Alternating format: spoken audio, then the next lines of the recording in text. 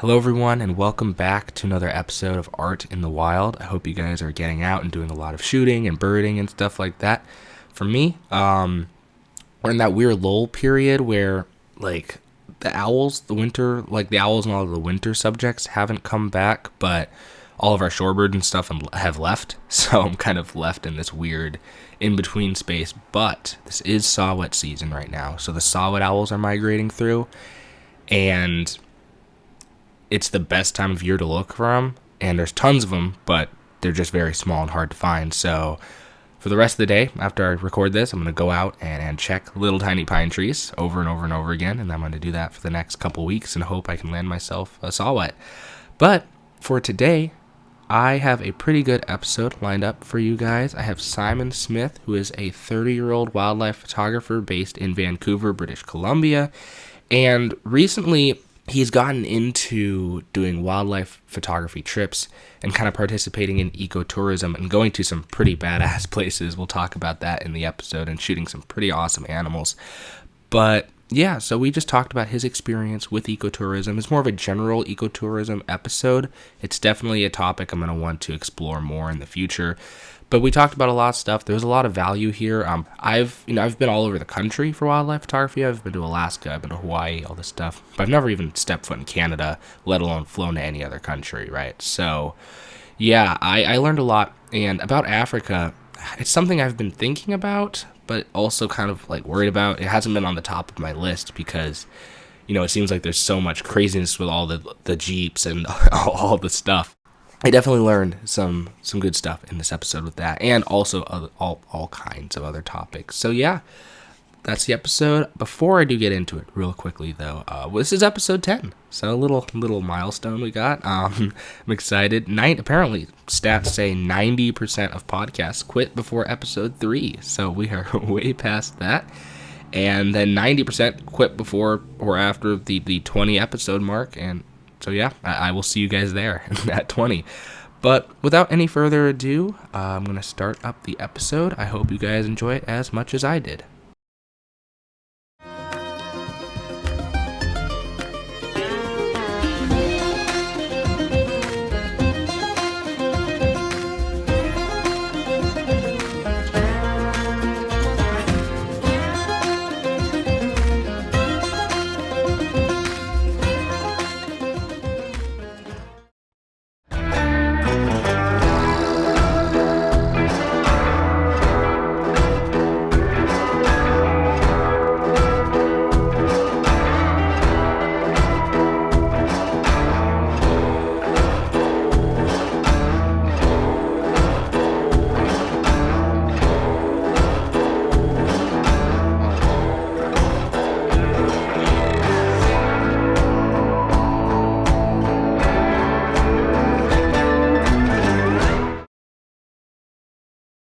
Hello, everyone, and welcome back to another episode of Art in the Wild. Today, we've got a really good episode. I'm with Simon Smith, and we're going to be talking about ecotourism and ethics and conservation and how that ties into it. But how's it going, man? Are you doing any shooting or anything? It's good. Yeah, thanks for having me on. No And problem. I'm right now, I live in Vancouver, BC. Mhm. It's kind of that fall period where I just got back actually a couple weeks ago from a kind of a week on a boat Yeah, yeah. looking for a spirit bear in the Great Bear Rainforest, kind of Oh, that's northern sweet. BC. Yeah. But now at home, it's kind of just waiting for the eagles to come in November, December. Yeah, no, it's here. It's that really weird period. All the shorebirds are gone. Like all this summer, I just shot shorebirds. They're all gone now. So like there's nothing around, all the Yeah. like the songbirds, all the cool songbirds are gone. Most of the warblers are gone. Shorebirds are long gone, but the owls haven't come back in yet. Saw-whet migration is right now, so we do have some saw-whets coming through, but the long-eareds haven't really settled in. The snowies haven't settled in. So there's just nothing. Me and my friends will go out and shoot. We try to get a coyote or something. It's a Right, very right. Yeah. difficult time of year. But I'm excited for the owls to come in. Where you live, do you get a lot of do you get any snowies? Do you get a lot of owl migration coming through? I assume long-eared, right? Yeah, we get long-eared, Hmm. short-eared, barred.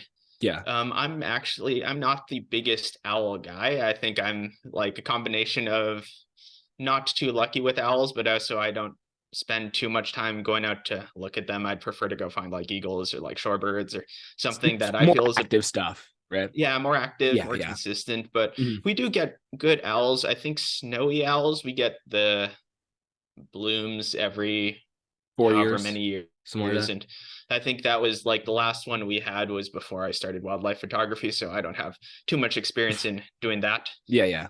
Yeah, they I was an owl guy for the beginning when I was younger. I was super into owls. Last 2.5 years, I've kind of shifted away from that because as you said, like more consistent, more active stuff. Yeah.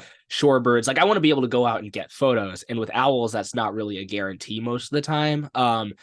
But this winter, honestly, there's not a lot else to shoot around here. So I'm thinking about going Right. all in for owls this winter because I just got a new setup.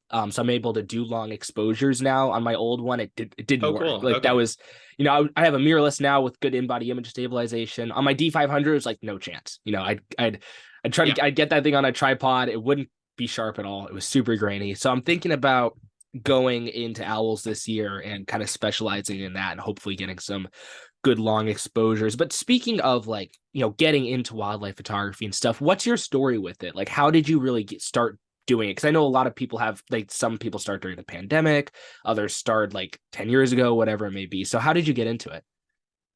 Yeah, I think I have a similar story to a lot of people in that just though the pandemic kind of COVID years where Mhm. we were avoiding indoor spaces, going Yeah, out in yeah. nature a lot, that just Mhm. kind of encouraged the seeking of wildlife. Mhm. In terms of photography, I started photography, I want to say like 7 or 8 years ago. My Oh, first yeah. camera was like a Sony A7 Mark II. Mhm. So, but back then it was just kind of like photography for the sake of photography. Yeah. I had a period where it's more landscapes, doing a lot of waterfalls, doing some long exposure sky stuff. But I found that a lot of the time that was kind of just like looking at something and just trying to turn it into a photograph. But Mhm. I think where I started to really go deep into wildlife was like I do a lot of waterfalls and it's kind of like this is a beautiful waterfall, but Yeah. there's not much in my mind, there wasn't much depth to it. Mhm. Whereas I remember, I think it was 2020, December of 2020, I went to I was at my grandma's place for our family Christmas, and I went to just like a lake by the park. And Yeah. I was like, I'm just going to take a photo of a few ducks. And Mhm. this was like the first time in my life that I've actually realized it's like, oh wait, like they're not just like ducks. There's like five different things here, and they're all Yeah, different types yeah. of ducks. And Yeah. then it kind of like got into a bit of like a birding phase where it's like, let me try to find as many different type of species as possible. Mhm. And from there, it just like kept growing and growing. I think my first year in wildlife photography, which I think really helped me get better, was I just like put myself out there in posting a photo every single day. Yeah. And I think with that, it was just like always trying to figure out how do I do this? How do I do this better? How do I get Mhm. feedback? How do I like watching YouTube every day? And it's been a fun journey. Yeah, yeah, I got you. That's a good story. I mean, the pandemic was a really good way to initiate just getting into wildlife because like what else is there to do? Everyone's at home Yeah. 24/7, so and then it's crazy. I've noticed too, before the pandemic, the amount of people that were outside at these spots was like half the amount. Not even just photographers. Like now you go to a park and there's way more people outside than there were before. I don't It's like half the population just discovered the outdoors, over the course of the pandemic. But yeah, I've known a lot of people who got into it during the pandemic. There's like a whole cohort of people that kind of started that. Now, when you got into it, I'm assuming, you started off with the phase that most people do when you just kind of go out and take pictures randomly. That's what I did. That's what Yeah. most people did, just snapshotting. How did you start to formulate your style? How long did that take? And then how would you describe your style now? So what was the process that kind of evolved over the course of time? And then Right. where did it end up to where you're at now? I think the process for me was always trying to figure out my first step, and the goal I'm still trying to achieve right now is almost like a high quality portrait. Yeah, yeah. So I think I personally feel that is, no matter what your style is, I think that is the foundation of good wildlife photography. If you Hmm. can figure out how you can have the skills to get close enough to your subject, how to figure out how to isolate a subject with a clean background, Hmm. figure out good lighting for the subject. If you can do all of that and produce like a clean, high quality portrait image, Yeah. then if you're doing an environmental portrait, it's like literally that, and you're just kind of expanding your frame a bit. Hmm. If you're doing backlit, you're doing that, and the lighting's just on the other side. And there are Exactly. Yeah. nuances to each thing, but I think that's something that it's always been like, coming from more of a traditional photography background. Hmm. That's like, I did a bit of portrait photography, for example, with people, and with people there's, because you're able to control everything, where the person is standing, where the person how the person is posed, Hmm. the lighting, all of that, there's no excuses to have, let's say, a sloppy background. Yeah. Exactly. So I think when coming from that world, getting into wildlife, I would get, like, let's say, like a chickadee on a branch. And at first, I think, and I don't want to take this away from anyone who's starting out, I think there's like, I do miss that like genuine excitement of just like seeing Yeah. a bird Just on a seeing branch it and and like getting a taking a basic photo shot. and Exactly. Yeah. like being really excited and happy about that. I think Hmm. that's like, when you're just starting out, you're not at a higher level yet. So I think Hmm. it's important to enjoy the photography process every step of the way. Yeah. Yeah. But it was always like, okay, I got this, but I remember, like, especially with birds on branches, it's like you're usually shooting up. So you're shooting up, and now like half of your, either your subject is really underexposed Hmm. because you're exposing for the sky, or the sky is totally blown out, and that's just not Looks a weird. good image. Exactly. Yeah. Yeah. Like, that process of like, okay, how do I, the first step is always like, okay, I can like get close enough to a duck or a bird to actually take a portrait level photo. Now, Yeah. how do I figure out how to get that background I want, or get that foreground I want? Hmm. And I found, for me personally, I spent like the first year not even noticing the problems. Yeah. And Yeah. I'm sure that's what it's like for a lot of us. So then someone comes by, and it's whether you're getting feedback from someone who knows better or just watching someone on YouTube, and it's like, oh wait, like, all these photos that I used to love are actually garbage. Yeah. Yeah. I got you.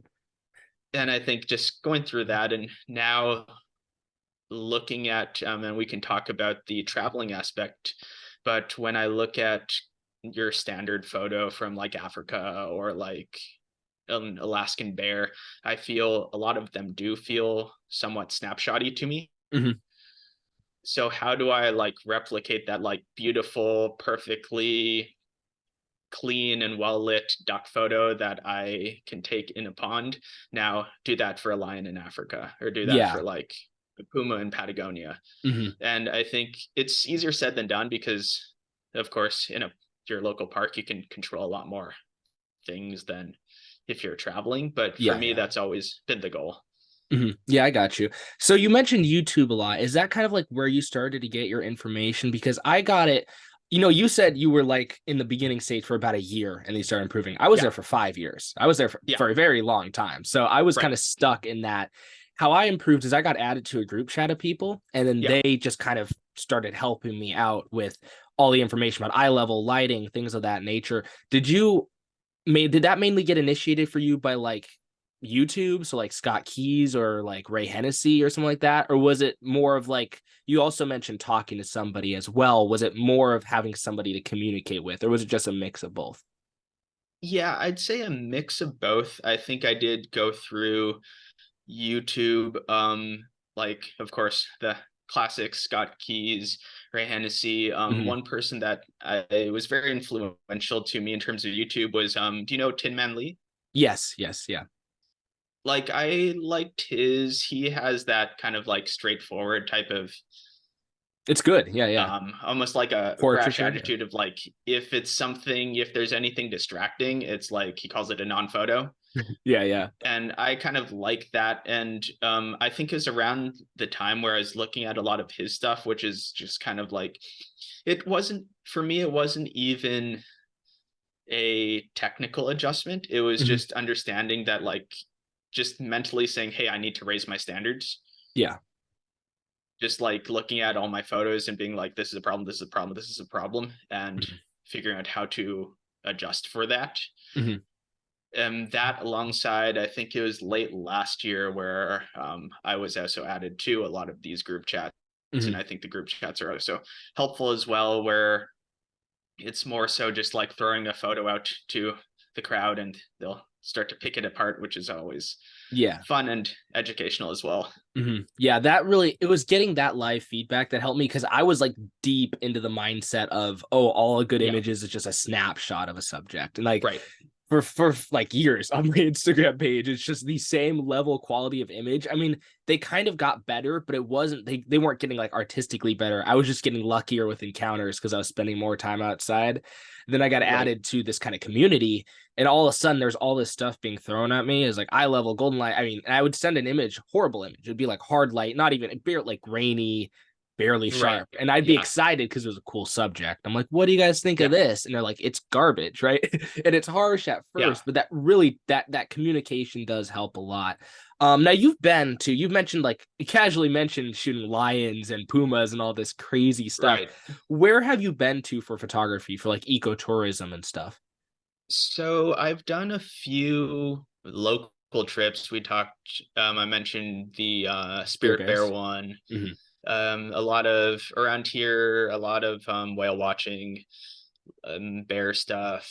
I've done a short kind of expedition looking for sea wolves, which wasn't too sea wolf wise, it wasn't too fruitful, but we saw Yeah. some other cool stuff. So a Hmm. lot of BC.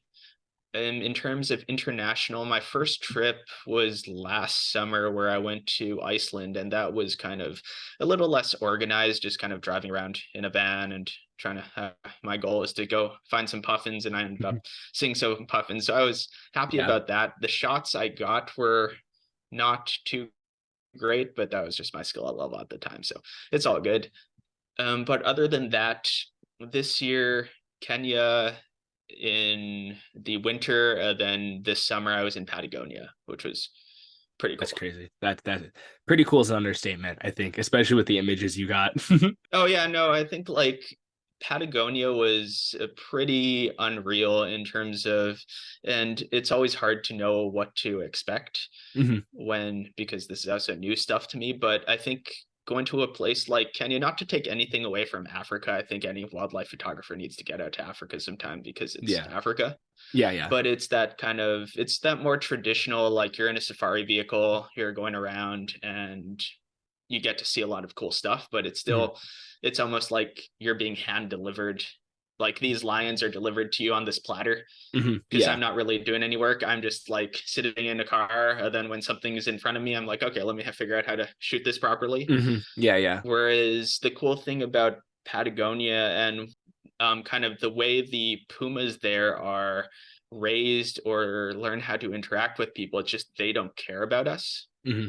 So we were able to like track with the, like, it's, we're not like sitting in the bush waiting and hoping to not be seen. It's like, no, Yeah. the puma is just like walking for like a mile and we're just like walking right alongside her. That's And crazy. that was so cool. It's insane. You had all that crazy snow, right? Yeah, yeah, that was kind of the goal, and that was both, actually both the Kenya and Patagonia trips were, Tin Man was the leader. Oh yeah. Yeah. So they're both kind of, he organized it, and with his style of like, he's all about like no distractions. Hmm.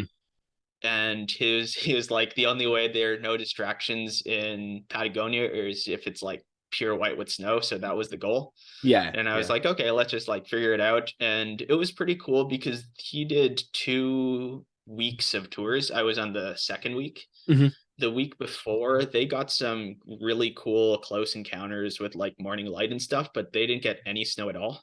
Oh yeah. And we didn't expect, like, so by the time we got there, I kind of joined in with their like goodbye dinner with the previous tour, Hmm. and they're like, we got no snow, like I don't think the snow thing is going to happen. And like the very first day of our week tour, it was like 30-year record amount of snowfall in a day, That's insane. like Yeah. minus 24 Celsius. And it was like, okay, well, I guess we have snow. Yeah.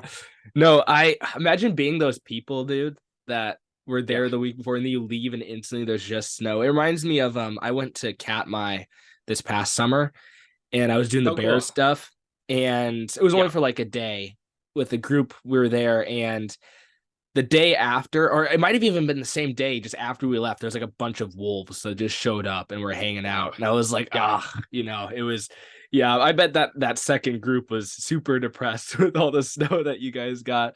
Now when you're traveling to these places, or even if you're just going to like Iceland or something, typically Right. when I'm traveling, when I'm going out to photograph stuff, I don't usually hire a workshop leader or Yeah. something like that. I kind of just I'll do some research on eBird, I do a bunch of research and I just kind of go for it and I'll wing it and I have a bunch of spots in mind, but whatever I see is kind of whatever I see. And Yeah. I've wanted to get into doing tours and ecotourism and stuff. And I'm sure like some location, Yeah. like spirit bears, you can't pack up a car and drive into the spirit bear forest. Like I don't Right. think Right. that Yeah. works. You really need that ecotourism opportunity. But do you find personally yourself, because you have a lot of experience with these workshops and stuff like that, do you feel like ecotourism is the best way, generally speaking, to get good images when you're traveling? I would say so. I think it's very dependent on location. Yeah. And I would like when you went to Katmai for a day, were you just walking around?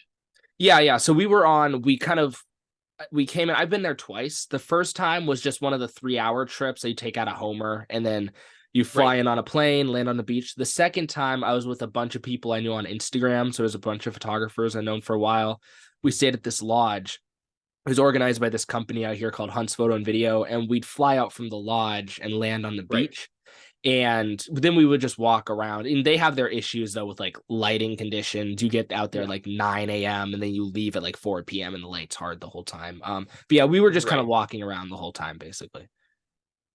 Yeah. So I guess my answer to that would be it depends on, for me, it depends on a few things. Like if I'm going somewhere out, like I'd say Canada or US, I would Mhm. probably, if possible, just try to like figure it out myself. Yeah. Or maybe I'd find a local photographer on Instagram that I respect and kind of just say, hey, I'm visiting from out of town. Hmm. Any suggestions for where to go? Hmm. Something Yeah. like that. I Hmm. think when you get into kind of like big predator type animals, like Hmm. I wouldn't, like with pumas in Patagonia, I don't think you could do that on your own. But I also wouldn't want to like go track pumas Yeah. Yeah. without the kind of help with an expert. Obviously, in Kenya or if you're in Africa, you kind of have to have some sort of guide. Yeah. But the way I see it is it's really just like opportunity costs.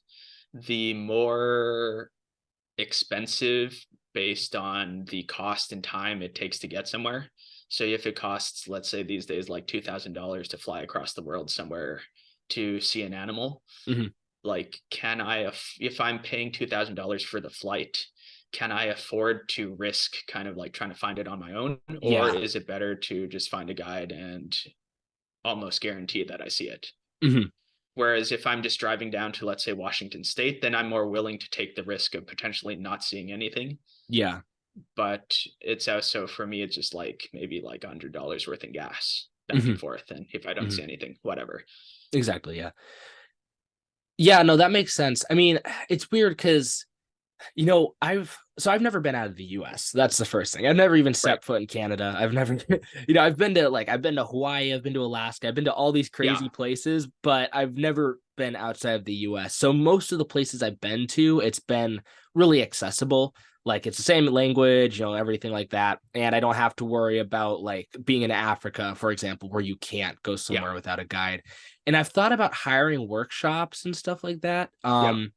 One thing that and because I know you do a lot of workshops with photographers, I've thought about like instead of hiring a photographer to do a workshop, going directly to say like a wildlife guide and then just hiring For them sure. for the wildlife service, because as a with a photography workshop, there's that extra layer of value being added of the photographer and the photographer's skill and advice. And Yeah. I feel like that can be really valuable if you're learning from someone like Tin Man Lee or someone like that. Obviously, like, yeah, Yeah. that's a huge advantage. But sometimes I just feel like I'd like to get in contact with the guide themselves to kind of like For negate sure. that cost. Do you ever just go with guides, or do you typically go with like workshop style with a photographer? I feel like if I were to, especially if we were talking like North America, I would be Yeah. a lot more likely to just go directly to a guide. Hmm.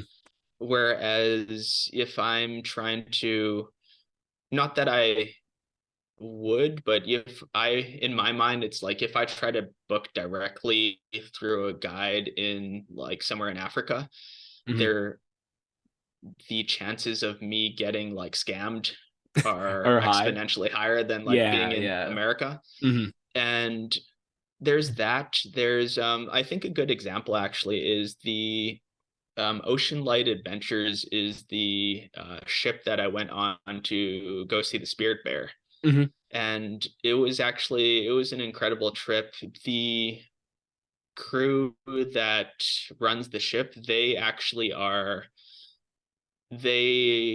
essentially, a lot of the top Canadian photographers that do workshops use them to as their guides. Hmm. Yeah. So they're familiar with the needs of a photographer.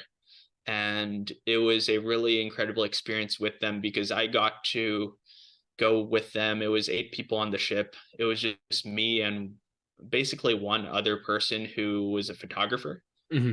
But we got to, it wasn't any different than a photography style trip.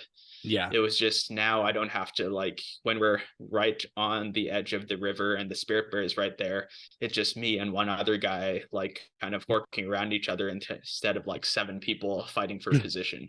Yeah, So I yeah. think in a way, like I'd almost, unless it's someone, I would say, unless it's someone who you genuinely want to either like network with or Hmm. learn from, Yeah.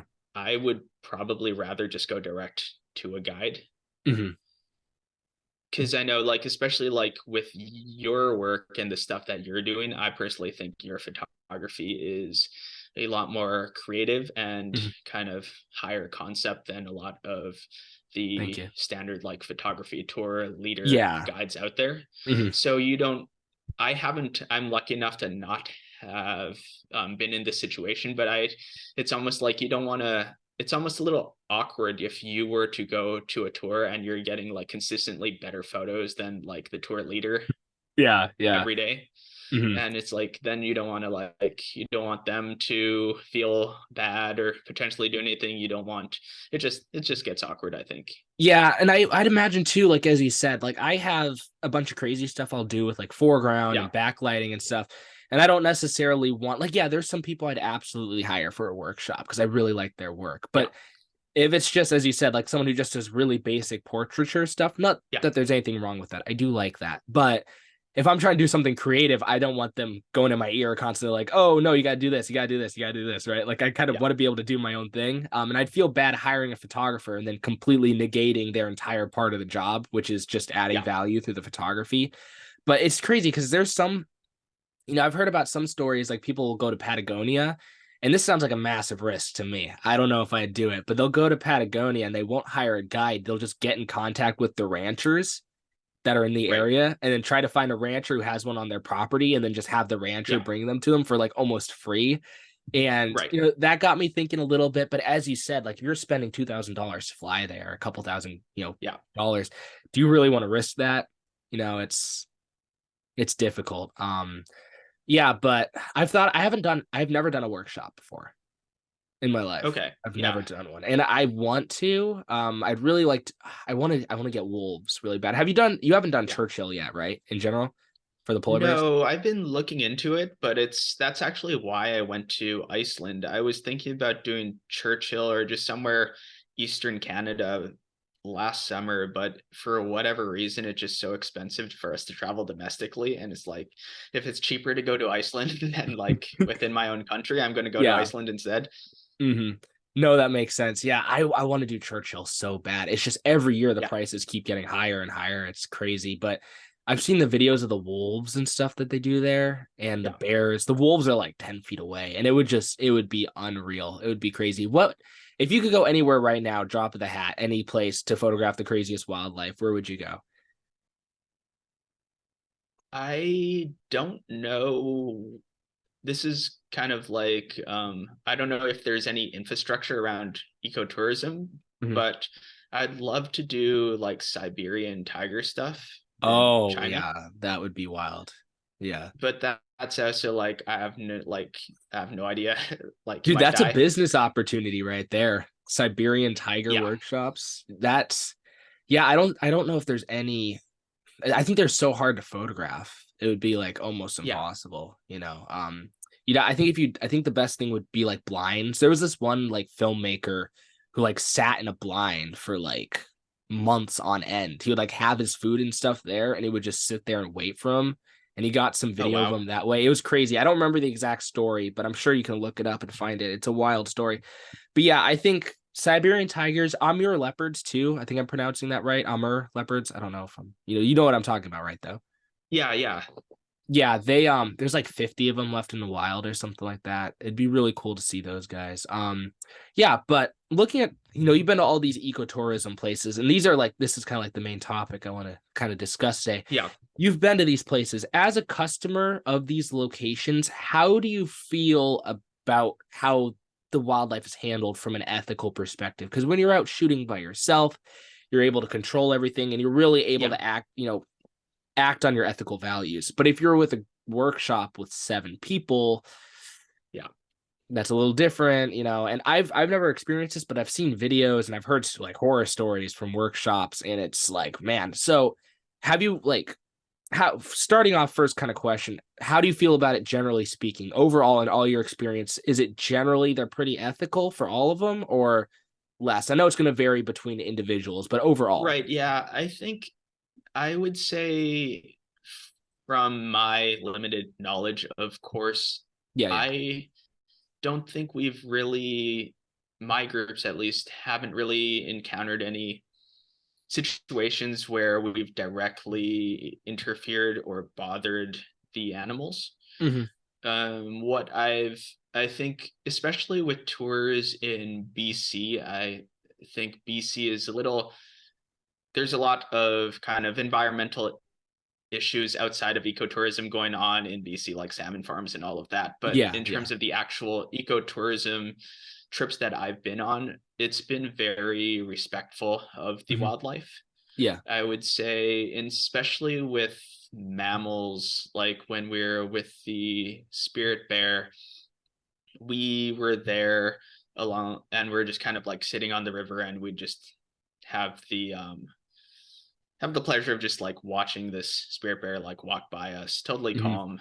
Yeah. And so I think that in terms of bears, it's pretty ethical. And I was actually reading this study about how it's a lot harder to bother coastal bears because they just have so much food Yeah. around in terms of like salmon and stuff. Hmm. Whereas that's, I think there was the unfortunately that couple that got killed in Alberta by a grizzly bear. Hmm. And when you start to go inland, the food is a bit scarcer, so they are more on edge. Yeah, for sure. I've noticed that, like, if you're in Katmai, dude, I've had grizzlies walk, like, well, coastal brown bears, there's the Yeah, terminology and all that stuff. I just call them all grizzlies. And like, I don't really specify, but you're sitting there and a coastal brown bear will walk like 15 feet from you. It'll yeah, walk right by, it doesn't care. There and there, yeah. Then you have a grizzly in like the greater Yellowstone ecosystem, northern continental divides like Glacier National Park or lower down Yellowstone National Park. Those things do want nothing to do with people. If you yeah, spook them at 50 yards, even 50 yards out, and they see you, they might just charge you if they have cubs or something. They're yeah, significantly more aggressive, more on edge. It's crazy. But with I want one thing I want to ask you specifically about is Africa. How do you yeah. feel about Africa? Like, was it like I've seen these videos of crazy scenes where there's like 40 jeeps and there's like one For sure. leopard sitting in the grass. Is that something you kind of experienced when you were there? Yeah, I think I felt that way at times. And Hmm. I went in late January. So this wasn't even like peak season or anything. Yeah. The I think anytime you have like a pride of lions, even if they're just sleeping, they're naturally just gonna have the almost that like semicircle of jeeps around them. Yeah. To There was a time where it was actually quite interesting. Our vehicles, our group was essentially the first vehicles that found this cheetah, like slowly stalking towards a group of impala. Hmm. And by the time, and I'd say it was about like 300 yards between the cheetah and the herd. Yeah. And by the time it was close enough to essentially like start running at the to hunt, there must have been at least like 25 vehicles all around. Really?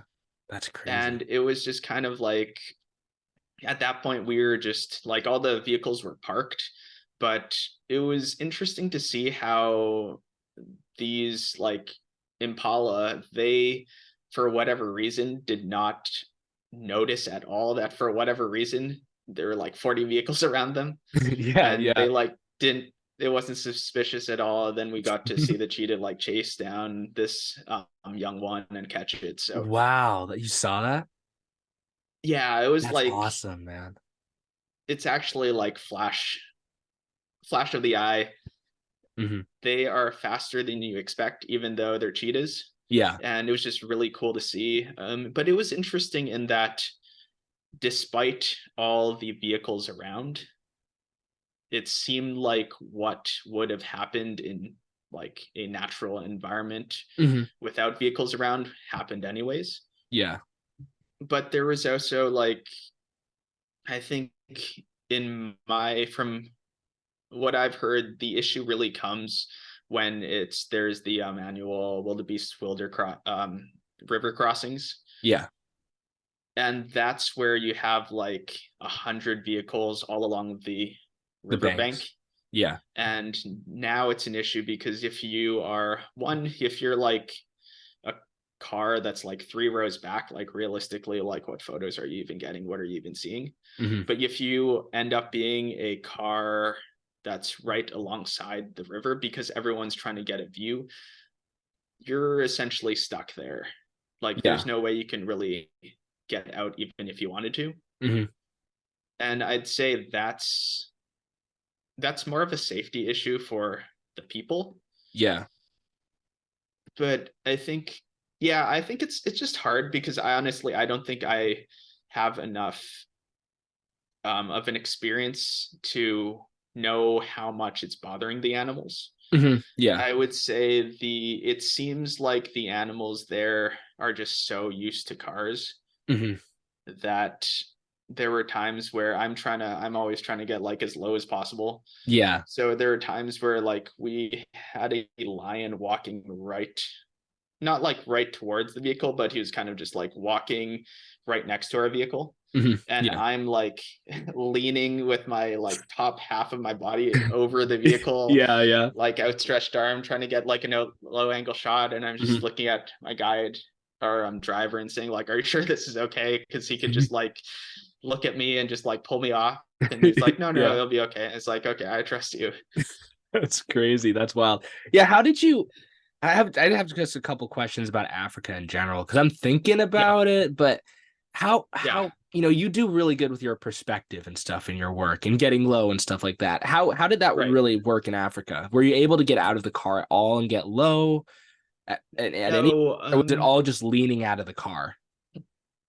it was all leaning out of the car. Okay. When there was kind of extreme moments where I was just like, I'm gonna go for it, and I was actually like bent at the waist, so my Oh my entire like gosh. upper body was leaning, and I had a. It's almost like the like top handles you would put on a video rig. Yeah. Yeah. I got you. So I had that attached to my tripod mount on my big lens. You had it like So I upside down. basically had like an extension handle on my lens Hmm. so that I could like actually place the 400 on the ground. Okay. Then I would be taking photos with a clicker. Oh, that's smart. I got you. And you were using a 402A, right? Yeah. So that's what I was doing. And then a few people in our group, they didn't want to go all the way out. Yeah. So they basically had a monopod upside down, That's smart too. These are and they're great just kind of ideas. like lowering it down, and Yeah, yeah. yeah. So it was fun. Yeah. Did you feel like the 400-8 was able to provide enough background separation? Because that's something I've worried about too, is if I'm not able to get down low enough, especially if it's like a Yeah. smaller subject, so maybe I like a leopard or something that's not quite as tall. Do you feel like that 400-8 was able to give you enough like blur to make it usable? Because I'm thinking if you're shooting on like a 600-6.3, it might run into some issues. You know what I'm saying? Yeah, I'd say like for my understanding of lenses, it's hard to get more background separation than the 400-8, Hmm. especially at that distance. Yeah, yeah. So the two main lenses I used, and I think like let's say like 80 to 90% of the time, it was just 400-8 range. Yeah. And when we did have those moments where the let's say like a line was within too big for the or too close for the 400-8, I actually Hmm. brought the 135 1.8. Oh yeah. So it was just kind of like going all in on primes, going all in on background separation, and I thought it worked well. Hmm. um and I think especially that's something where I've put some thought in where like how do I if I shoot 600 6.3 and I'm taking a photo of let's say like a duck or even like a fox sized animal, Yeah. because they are relatively small, in order to fit them into most of my frame, they are going to need to be pretty close to me. Yeah.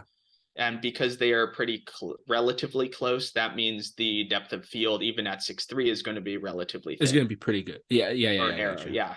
Yeah. Whereas if I have 600 6.3 and it's a lion, just or even at 400 at like 5.6, Hmm. if the lion is just because it's lion sized, you need to be that much further back. And because it's that much further from you, the depth of field is going to be significantly uh, wider, so you're going to not get as much background separation. And I think Yeah. that's why a lot of you see like African shots or even like bear shots, they lack that separation, Hmm. because just in order to fit like a grizzly bear in your frame, if you're shooting with a 200 to 600, you're going to be at like 6.3, and at 6.3 to fit a bear in your frame, the Exactly. background's just going to be In not too focus. blown out.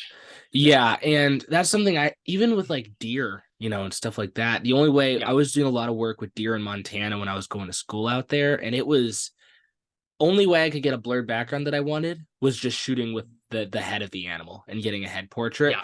And even then, if it was a male and had antlers, had a rack on it, like it was Yeah. still That's a lot to fit. yeah, and it's tough. So I was wondering how you felt about the 2.8, and how that worked. Yeah. Would you advise Africa? I know this is slightly off topic of the ethics Yeah. part, but I feel like I look at the videos of Africa and all the people, and I almost feel more interested in doing like Churchill or Patagonia instead.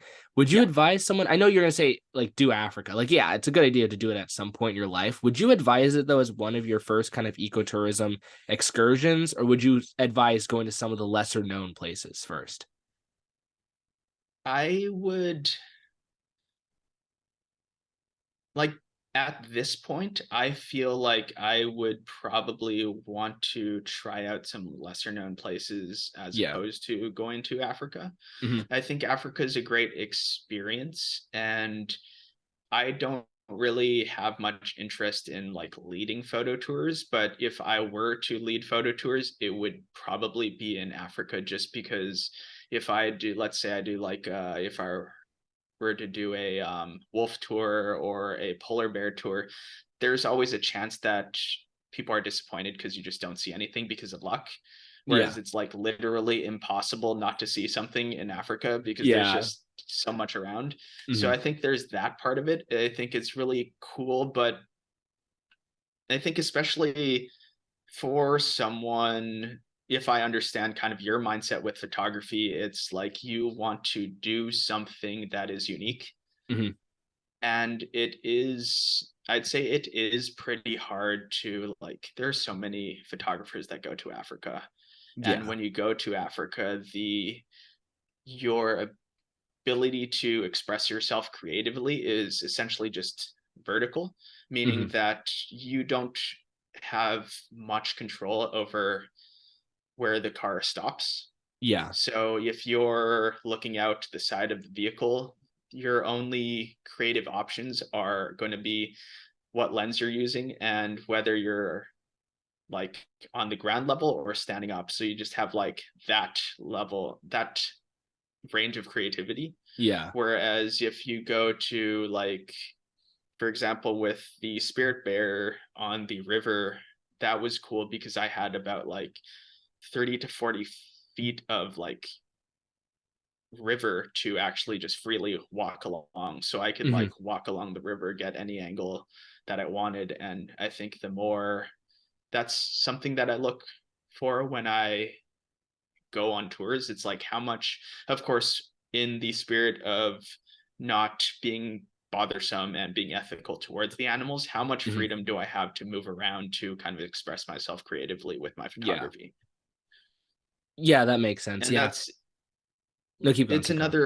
another something that I haven't done yet and I'm very hesitant on doing is doing like a workshop where you're just basically in a blind all day, Hmm. because if we're in a blind, it's essentially like I'm setting up and I might not even be able to like move my camera. Yeah. So like I'm just going to get the exact same shot that everyone else is getting. Hmm. And Exactly. Yeah. while it'd be cool to see the animal, it's like that's not very exciting for me Hmm. creatively. Yeah. Yeah, no, for me to do a blind, it would have to be something like a Siberian tiger or something like Yeah. that. I would do it in those circumstances. And I feel like if you have like one or two people in a blind, kind of by yourself in the woods and there's not like Yeah. 30 other people there, that could be a cool experience. But yeah, that's good stuff to know about Africa. I would feel weird with like the 40 cars piled up on one Yeah. thing. And I know the animals, like the individual animal themselves, they seem pretty habituated with the cars and stuff. They do seem used to it. But it's like I wonder what the kind of unseen impacts of all those cars are. Like I saw a video Yeah. recently, this leopard, there was like a couple cars right there. Watch this leopard. Their engines are running, right? So they're making noise, a Yeah. bunch of kind of background noise. And there was I think it was an Impala, could have been a Thompson's Gazelle. I think it was an Impala though. And it was kind of feeding under these trees, and this leopard was right there, and it was able to walk. And I mean, I know they're quiet, and that's kind of like what they're meant to do, Yeah. but it was a walk. The thing didn't. The Impala was never even alerted. Like it didn't know, and you had this Right. engine sound kind of not Yeah. blaring, but really kind of going in the background. So this leopard is able to sneak right up on it, jump on that Impala right there. And I wonder how many instances we have like that, whether it be a car For getting in sure. the way of a prey item or something like that. And it's really interesting to think about, and also the issue you have is I think ultimately ecotourism is better than the alternative. I mean, you have people who they can either run like guiding services with these animals and make money that way, or they can make money by destroying the animal's habitat and using it Yeah. for wood and stuff, or hunting the animal, right? So I think this is ultimately better, but like a lot of the times, these people they're driven by profit, which makes sense. You need to make money. But I've heard stories like there's a lot of baiting, not in Africa necessarily. I did hear a Yeah. story from down in South America with those jaguars, the jaguar boat Yeah. tours that they have down there. They were talking about how there was an ocelot thing, right? There was an ocelot, and you might be able to see the ocelot. I was talking to someone like a week ago about this. So they went to the ocelot thing to see if they could see the ocelot because they heard about it. And it was literally a theater. Like it was a couple rows of benches. They had a setup, and then the ocelot would wait and the guy would put out like chicken in 5 places and it would go to the places and they'd get the Right. shots. They'd do that 3 times. And at the end of the 3 times, the ocelot would walk away because it was so used to the routine. It knew exactly how much Right. chicken Yeah. they had. And I'm looking at that. I'm thinking, same deal with whether it be Africa and they're calling everybody around them to get the sightings in and then completely boxing in a prey item or something, or a lot of times they're driven by profit. Have you noticed anything like that? Have you run into any encounters with that? I know you did say that overall you've had good experiences. Yeah, good experiences. I'd say like here's an example of like an unintentional situation where we got in the way of a potential kind of meal Hmm. where which is this was off Vancouver Island, and we were just kind of watching some orcas hunt a sea lion. Oh yeah. So it was like super cool to see, and our boat was at a I think it was like a good distance away, Hmm. but so we turned the engine off and they were kind of like chasing the sea lion, breaching. It was super cool to see, but they were kind of inching towards us. Yeah. And there was a bit of a stressful moment where this sea lion, in trying to escape the orcas, started hiding under our boat. Oh, that's crazy. Yeah. So, one, now we are directly like in the middle of this situation. Hmm. And what we had to do is, and I think it just turns into like we need to go into self-preservation mode. And this is like the sea lion is like this 1,000-pound animal trying to jump onto our boat as if it were like a rock. Yeah. Yeah. So we're just like kind of defending the boat. Like every time he'd pop his head out, we'd just be like, hey, like stay down there. Hmm. And Yeah. eventually we kind of just slowly moved the boat towards the shoreline. And from the shoreline, the sea lion was able to kind of swim off.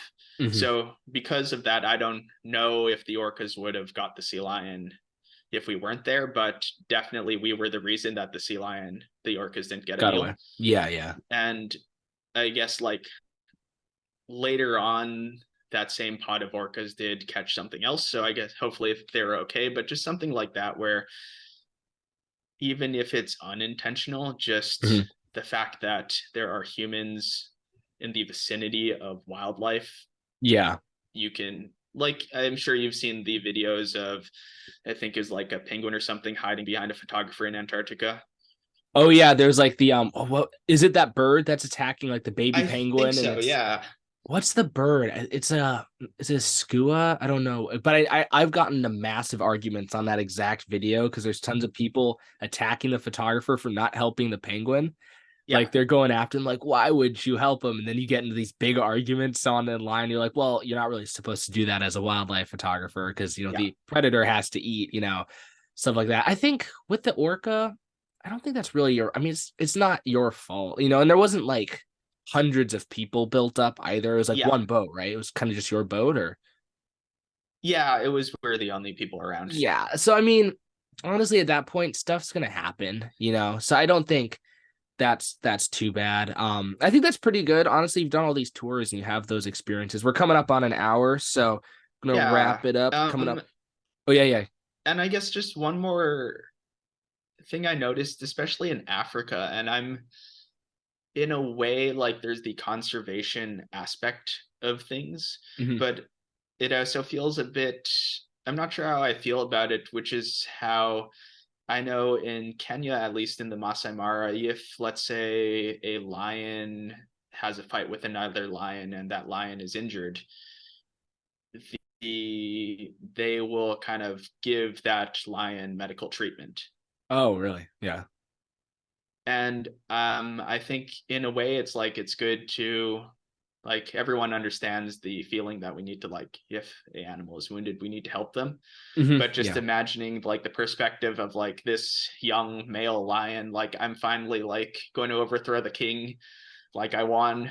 And then like in a week this guy comes back fully healed and it's like what's going on here?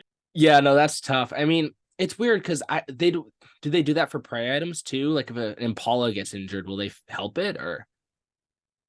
I'm not sure. Like they definitely do it for like elephants. Yeah. Well, that makes sense though, because I think their So I populations are having issues with the whole ivory yeah.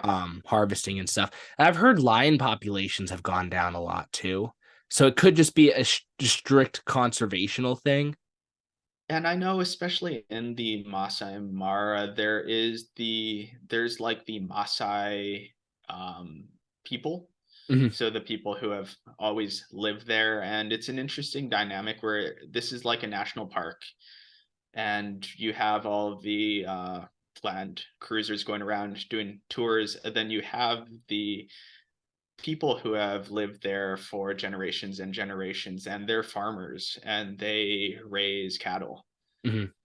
And I think it might have been right after we left or around the time we were leaving on our tour, but there was this situation where I think like 5 or 6 lions were killed Oh, really? because they went to eat some cows. Oh, Then the yeah. tribesmen went and kind of retaliated. So there's that stuff going on as well. Hmm. So the thing with ecotourism is it's like so complicated where there's never going to be a perfect answer to anything. Yeah. I think at the end of the day, it is if they're, especially with countries that really rely on that tourism money, Hmm. there would be no real protection for these animals Exactly. if Yeah.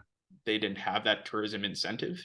Hmm. Another example that I was actually doing some research on was in, I believe it's Indonesia, they, within the last 10 years, they banned the fishing or hunting of manta rays. Oh, yeah. Hmm. And a big part of getting the government to agree and create that legislation was there was a study done, and the study basically showed that to kill a manta ray, it would you would be able to get, I think it was like $600 to $800 worth of, I'm not sure what it is, like meat or whatever you Hmm. harvest from the manta ray. Yeah. But over the lifespan, if you were to do like dive tours and stuff, each manta would give the community over like $1 million worth of Yeah. kind of tourism money. Hmm. So it's like, okay, then it's no brainer. Like, it's not that we need to save the animals to like feel good about ourselves, which would be kind of the best kind of way to go about things. It's more like people will behave selfishly if they need to survive.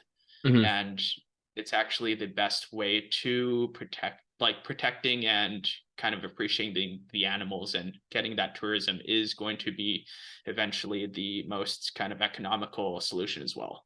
Yeah. So that's kind of my thoughts. Of course, Hmm. there's always a balance. If you have like 300 people crowding the manta ray every day, Yeah. then now it becomes an issue. So there's no like, you can't go Perfect. too hard in either direction. Yeah. Yeah, no, exactly what you're saying. I wouldn't even call it necessarily selfish. It's just like people have to like live, and if you like Yeah, if you don't have any other way to make money, and you're kind of struggling to get by, well, like for example, I know this was a thing in Patagonia before ranchers realized they could guide people to pumas. They were, farming with livestock and they would just kill pumas because they don't want to mess with their yeah, livestock until they realized, wait, I can make $20,000 per person off of people to go show them of this puma, right? And I mean, exactly. obviously, Yeah, it's not perfect. I've seen videos of like whale sharks being crowded by tons of people and all this stuff. yeah. It's not like the perfect solution, but it's way better than hunting and killing them and pushing them to extinction. So we are coming up on an hour. I want to ask one more question for someone who's looking to get, because I know when we were talking prior to this episode, you had mentioned a workshop that you didn't go on because you kind of researched it and found it wasn't Yeah. something that necessarily aligned with your ethical values. So, can you kind of describe that story, and then can you kind of give some advice on how somebody can kind of research into an ecotourism opportunity and see if it's something that they would align with? Yeah, and I think I'd say it's like entirely my fault where I kind of just saw a um, advertisement on Instagram for a workshop, Mhm. and it was a animal that I was excited in going to shoot. So I was like, okay, let's just like, let me email them, let me sign up, let me like reserve a spot. Yeah, yeah. And then it's like I just kind of like jumped the gun on that. And then after that, I was like, okay, let me like read the fine print. And it was like, something like here, and then we're going to go here, sit in a hide, and the animals will be really close because we're going to throw the food really close. And then there's like, Yeah. oh no, now I need to like go Cancel. talk to them and say, yeah. So I think, and it was a European workshop, and that's something where Yeah, it's very I different over I there. don't have much experience in Europe, but from what I can tell, their values towards baiting are very different than ours over here. Hmm. So I think that's just something where if you go to a workshop in, let's say, like BC or most places, like even like Alaska, I know in Alaska, sometimes for like the eagle workshops, they'll have fishermen throw some, Pro fish, yeah. they'll be like, yeah. So I think it's just worth asking. Hmm. Generally, I think from what I have picked up kind of reading comments, the types of people who do baited stuff, it's a lot of them just don't see anything wrong with it, Yeah, which the benefit towards that is they're generally not going to hide it that much. If you ask about it, they'll probably just tell you. just like, yeah, we do it. And it's like what's the big deal? Hmm. And Yeah, then you yeah. just make your own decisions. So I Hmm. think just doing the research, that is a benefit for going with that is a benefit for going with like a photography leader style tour. Whereas if you know that your values align with this photographer, then you can probably go on their tour. And not have And to worry about that. yeah, Yeah. but I think at the end of the day, it's just like research. And even if you do end up in a workshop, if you do like a snowy owl workshop and the lab mice come out, Yeah. it's like, I think like if you accidentally do that, it's okay to not post the photos. Like it's okay Hmm. to just like, Just be there because it they'll would be be a fine. very awkward situation. Like, I don't know. Like, what do you do? Do you like get up and cause a scene or, you know, Yeah. it seems like a very awkward situation to be in. Yeah, I remember I saw this advertisement for like it was either Snowy Owl or Great Gray Owl workshop. And it's like straight up like bold text on the website. They're reading like, we feed the owls nutritious mice so they can make it through the winter. And I'm like, all right, Yeah. well, at least, yeah, it's nice that they put it right on the forefront. But yeah, no, I do think it's really important to do that research because you don't want to get put in that position where you feel like you have to choose between your ethical standards or getting out of the workshop when there's other people there. You might be out in the middle of nowhere. You already paid. Yeah. It's very awkward. So I do think, yeah, I do think that's important. So those are the questions I had. For anyone who wants to find you online, where do you hang out? You on Instagram? You have a website by any chance? Where would they find Yeah. you? Mostly Instagram. I need to get a website up, but that's just something that I keep telling myself month after month. And Yeah. eventually it'll happen, hopefully. But Hmm. yeah, Instagram, my main account is Wildlife Through Simon's Lens. So Hmm. that's where you can find me. And yeah, that's about it. I have another account that you can find through that account, but I'm trying to build my following on my main On account the right other now. one. Yeah, yeah, I got you. Yeah. Yeah, man, the website, it's fun. Building, I use Squarespace for mine, and it's Yeah. just a blast. You work on it for a couple months. I do need to update mine though, because it's very I haven't updated it for a couple months. But that was a really good discussion, man. Thanks for coming on. Yeah, for sure. Thanks for having me. Hopefully, I was able to provide some information for people. And I think it is just to summarize, like, especially if you're, of course, if you have the finances to do so, it is a lot of fun to go on ecotourism style workshops. Hmm. And one thing that I just wanted to mention that I forgot to mention was just another thing to think about beyond wildlife ethics is just like I think it's good to look at the workshops that you go on and make sure that most of the money that you're spending is going back to the local economies Yeah, because that's another big part of it. We can talk about the ethics and value of ecotourism, but if you go to, let's say, like a African country and most of that money is actually going to the someone that's not from the community, yeah, yeah. then it's like what you're doing is less impactful than if you're actually giving back to the communities that you're getting all these great photos from. Yeah, that makes sense. Yeah. No, man, this was a really good episode and you dropped a lot of value. I'm gonna have to listen to it again while I'm editing it to learn because there was some good stuff, especially about Africa that I learned. But yeah, thanks for coming on and thank you guys for watching. I will see you guys on the next episode.